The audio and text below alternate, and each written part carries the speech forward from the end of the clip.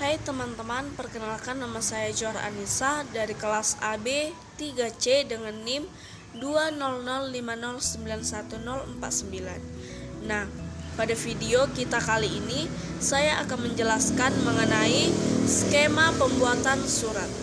Surat dikategorikan menjadi dua, yaitu surat berperihal dan surat berjudul. Surat berperihal memiliki asal surat, yaitu pribadi dan organisasi. Yang pertama adalah pribadi. Surat pribadi yaitu surat yang dikirim dari pribadi ke pribadi lain dan ke organisasi tergantung kepentingannya. Begitu juga sebaliknya. Nah, pribadi ke pribadi, contoh suratnya yaitu surat ke sahabat, surat rindu kepada orang tua. Nah, jika surat pribadi ke organisasi, contohnya surat lamaran. Nah, surat tersebut bisa kita sebut sebagai surat bisnis pribadi atau personal business letter. Nah, surat yang dikirim secara pribadi dapat bersifat pribadi dan resmi. Contoh surat pribadi yang bersifat resmi seperti surat izin masuk sekolah, surat komplain, dan surat pemberhentian kerja. Personal business letter adalah surat yang dikategorikan sebagai surat berperihal yang asalnya dari pribadi dan bersifat resmi. Nah, berikut ada yang membedakan surat pribadi yang bersifat resmi dan pribadi. Nah, itu bisa kita lihat dengan membedakan aturan penulisannya. Jika bersifat pribadi, maka tidak ada aturan penulisannya, tetapi jika bersifat resmi ada 3 bentuk surat yang bisa kita pilih dalam membuat suratnya, yaitu full block style, dan semi block style.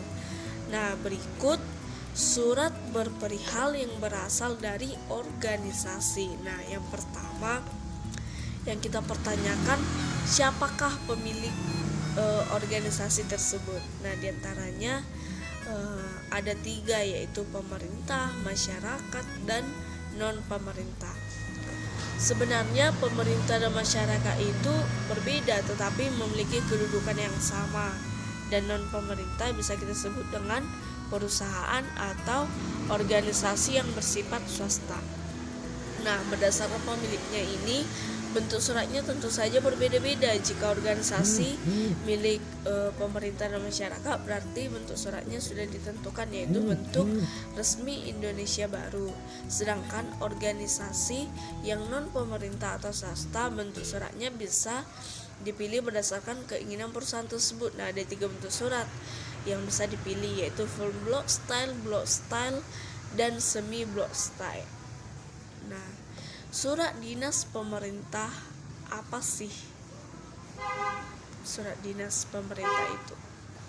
Surat dinas pemerintah itu yaitu surat yang dikategorikan surat berperihal yang berasal dari organisasi yang pemiliknya pemerintah atau masyarakat, dan bentuk suratnya resmi Indonesia. Nah, lain lagi dengan surat bisnis. Surat bisnis yaitu surat yang dimiliki oleh organisasi swasta. Jadi jika surat bisnis ini, pengertian surat bisnis ini yaitu surat yang dikategorikan surat berperihal yang berasal dari organisasi yang pemiliknya non pemerintah. Nah, dan bentuk suratnya dipilih dari salah satu bentuk surat yang sudah kita katakan tadi. Nah, ada beberapa contoh nih, contoh organisasi pemerintah itu. Nah, bisa seperti Bank BRI, Bank BNI, dan lain-lainnya.